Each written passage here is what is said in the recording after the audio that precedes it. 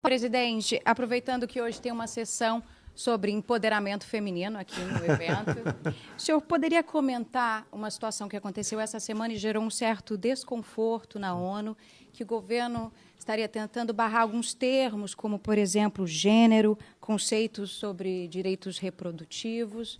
O que o senhor tem a falar sobre isso? Olha só, eu acredito em Deus. É um direito teu você ter a sua religião ou não ter. Tá? Acredito que uma família organizada, que pode ser feliz e não ser problema para o Estado. Mesmo os homossexuais nasceram de uma mulher. Por enquanto, não conseguiram fazer uma maneira para engravidar o homem, né? Ainda bem, que eu não pretendo engravidar nunca, tá certo? Então, nós temos que respeitar isso daí. Não tem um terceiro sexo no Brasil. Nós respeitamos quem tem esse comportamento. Aqui, por exemplo, deve ter homossexuais aqui, até do meu lado. Sem problema nenhum. Empoderamento feminino. Ninguém manda mais na minha casa que a minha esposa. Alguns acham que ela fala Libras porque eu proibi de gritar comigo. Não é verdade. Ela, no gesto e nas palavras, muitas vezes, ela impõe a sua vontade em casa e não tem problema nenhum com mulher. Está previsto? Está previsto? Tá previsto sem problema nenhum.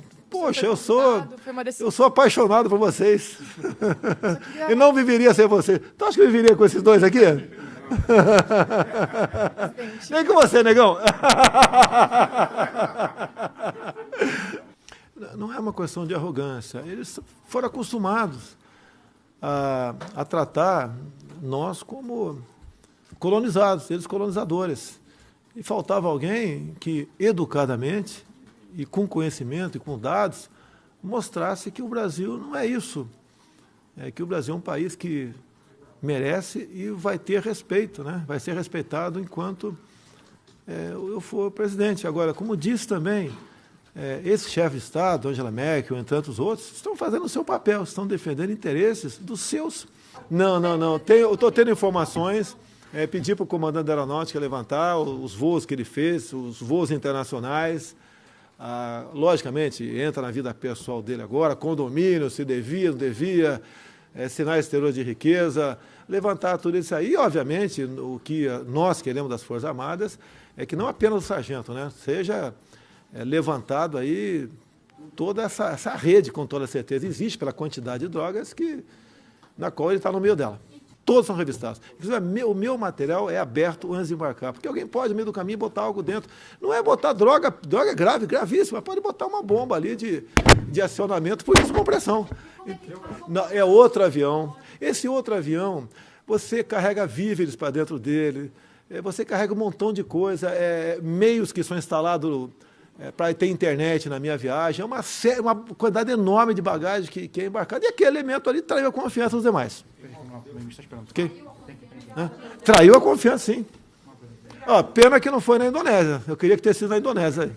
Okay? Ele ia ter o destino que o Arche teve no passado. Se prender um assessor meu aqui, não quer dizer que eu seja culpado de alguma coisa, né? Conversei com o Sérgio Moro rapidamente sobre isso, que a prioridade nossa aqui é outra. Ele mandou a cópia do que foi investigado pela Polícia Federal para mim, mandei um assessor meu ler, porque eu não tive tempo de ler. E, voltando ao Brasil, vou me reunir com o Sérgio Moro, e o que eu acertei com o Moro, depois das eleições do ano passado, quando ele aceitou ser ministro, impôs, logicamente, né, algumas condições, o que é natural. Ele perguntou para mim lá atrás, se uma investigação da PF atingir integrante do primeiro escalão teu, ministro, qual vai ser o seu procedimento? Vai tentar abafar ou deixa o processo seguir? Falei, deixa seguir. E o que eu falei para o Moro também, ele já está tomando providência, uma coisa muito importante. A acusação em cima do Marcelo Antônio é tendo em vista uma candidata que recebeu uma importância grande, né, de recursos do fundo partidário e teve uma quantidade ínfima de votos. O mesmo coisa, ou mais grave, acontecendo em quase todos os outros partidos. Então, o que eu falei para ele, determino a partir de agora, que determine a Polícia Federal que investigue todos os partidos onde candidatas receberam recursos enormes, grandes, e tiveram uma votação bastante pequena. Então, tem que valer para todo mundo. Não ficar fazendo pressão em cima do PSL para tentar me atingir. Países, e o Brasil nunca fez isso, era comum quando acabava reuniões como essa, o presidente do Brasil voltava para lá, Desde o Collor lá atrás, quando teve uma viagem fora do Brasil bastante importante, ele volta para lá, ele demarcou naquele tempo a reserva Yanomami. É uma área enorme para 9.000 índios, talvez, né? E nós queremos tratar o índio como cidadão. O índio não pode ser tratado como se fosse um pré-histórico, né? Um ser pré-histórico, a viver confinado eternamente.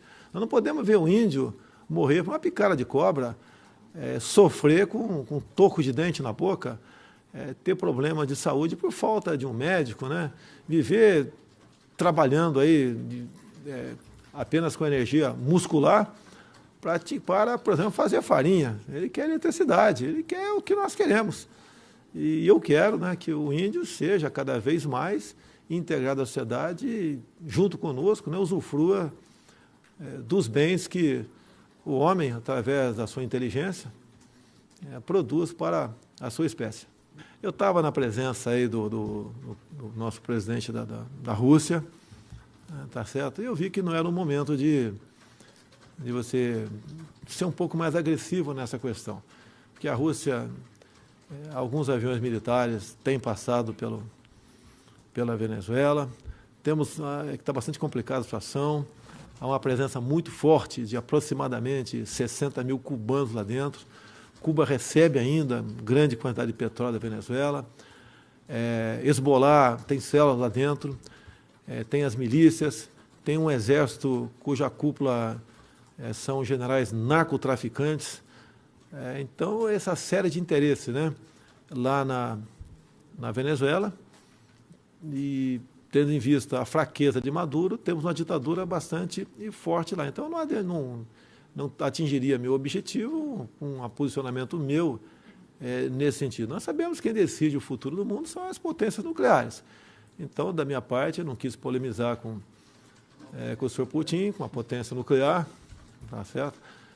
E tocamos o barco. Como eu disse agora há pouco, parabéns aos chefes de Estado que lutam pelo interesse dos seus países. Nós temos que nos preocupar aqui para que o Brasil, que estava a um passo de uma venezualização, não ocorra no futuro.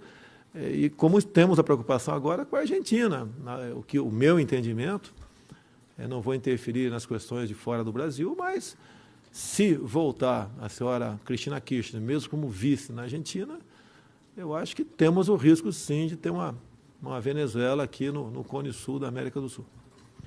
Tudo tem hierarquia, tá certo? Eu não vejo chineses dentro da Venezuela, não vejo russo, a não ser um punhado de militares lá dentro. E nós sabemos que esses 60 mil cubanos, né, estão lá da maneira parecida como estavam os 10 mil ditos médicos cubanos aqui no Brasil. É uma coisa bastante semelhante. Eu nem mandei nenhum cubano embora, resolveram sair por livre e espontânea vontade. Assim como o Cesare Battisti, antes de eu assumir, saiu por livre e espontânea vontade. Assim como o CONARE já decidiu, e está faltando poucas ações, para que 4 paraguaios terroristas nós viemos a devolver para o marido. Durante a minha pré-campanha e campanha, a imprensa duvidava que eu seria convertido ao livre mercado. Eu confesso que, em grande parte, eu tinha ideias aí estatizantes, confesso. Mas todos nós evoluímos.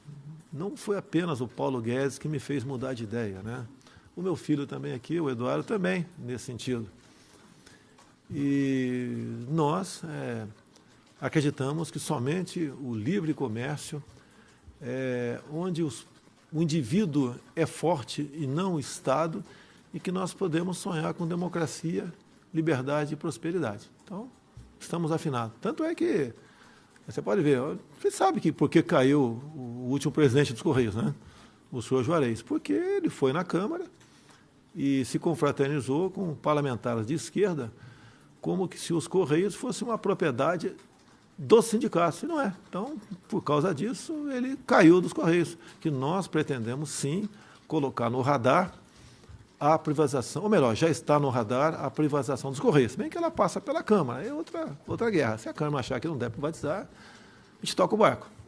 Você vê, quando você vai para muitas alíquotas zero, na questão do Mercosul, você pega o Brasil e a Alemanha, por exemplo, produzem algo parecido com a alíquota zero. Qual vai chegar mais barato em outro país? Aquele que tem menor tecnologia, aqueles têm uma mão de obra mais barata. Nós temos um problema no Brasil. Olha uma coisa gravíssima que hoje é sexta-feira, no Brasil não, no Brasil é sexta ainda. Então hoje caduca a medida provisória do imposto sindical. Ou seja, né, os sindicatos vão receber em torno de 3 bilhões de reais dos trabalhadores. E para muitos sindicatos, não são todos, eu repito, por favor, não são todos. Usa dinheiro para quê? Primeiro que não prestam conta de absolutamente nada. Usam para pressionar quem produz. Greves, custo de mão de obra, piquetes, aumenta o nosso custo de mão de obra, desestimula o empreendedor a continuar naquele seu projeto, só atrapalha. Agora, eu lamento com a medida provisória caduque na Câmara, porque a gente sabe que parte dos líderes, resolveram não encaminhar para a comissão especial o nome dos seus liderados. Daí ela caducou. Eu poderia até caducar, a gente aceitaria, sem problema nenhum, né? A democracia é isso. Mas que ela fosse a plenária e fosse derrubado no voto. Duvido que fosse derrubado no voto. Duvido. O parlamento ia ratificar a nossa medida provisória. Perde a classe produtora, perde o Brasil, perde em competitividade o nosso Brasil. A gente não pode brincar com essas questões, né? Ignorar, fazer acordos, né? Porque todos nós perdemos. Você pode ver, acabei de falar ali contra zero, né? Com toda certeza, isso vai ajudar a encarecer o que nós produzimos no Brasil.